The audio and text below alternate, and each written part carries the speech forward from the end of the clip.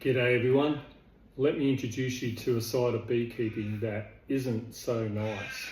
Okay, this is called drone brood trapping, and we use these special green frames that have a plastic foundation under there with a cell size that's big, and the bees will draw that out and the queen will come along and she'll put an infertile egg in those cells and we'll create a whole bunch of drones. And as you can see with this frame, they like to put honey around their brood. Okay, so drone brood trapping. Why do we do this? We do it to control varroa mite. So basically we're exploiting varroa mite's preference for drone cells. Okay, it takes about 24-25 days for a drone to hatch, and the mite prefers a drone cell as it knows it has more time to reproduce underneath the capped cells. So what do we do? Okay, pretty much this is a sacrificial frame.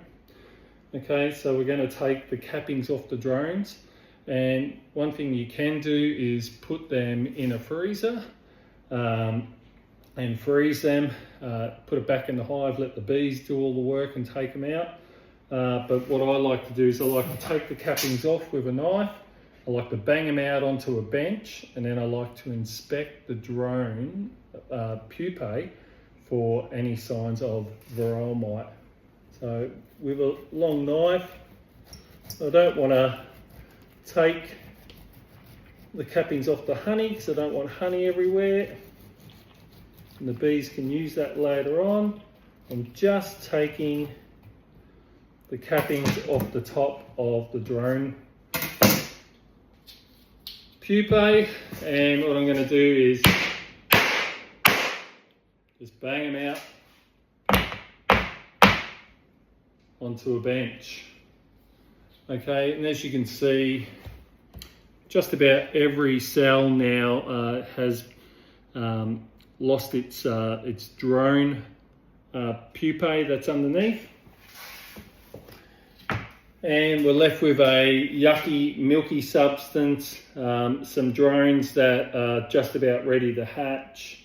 And we're going to go through this to have a look for any varroa mites. And they will stand out if you have varroa on your drone pupae.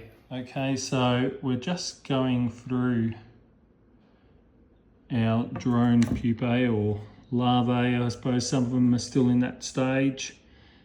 And it's a yucky, milky substance, and we're looking for, sorry about the blurry footage, any little varroa mite that will stand out if they are here. And so far so good, I don't see any. Now what I'll do with these is I will sweep these into a container, and I will dispose of them in the bin. Okay, so one thing I forgot to mention is that drone brood trapping is a really effective way to not only check for varroa mite, but control varroa mite. It can reduce your varroa presence in the hive by 50 to 93% apparently. The other thing to note, if you do have varroa mite, you need to monitor this frame. When you see eggs at about day 20, rain, hail or shine, I'd be pulling this frame out of the hive and putting it in the freezer, or decapping the cells and knocking all the pupae out and still putting it in the freezer later on. If you forget and it gets to day 24, day 25 and all those drones hatch, you're going to have a varroa bomb, what I call a varroa bomb, in your beehive, and that could be devastating. Well everyone, I hope you kind of enjoyed a not so nice part about beekeeping. Anyway, take care. A bit of work goes into making these videos, so if you like it, give us a like and hit subscribe.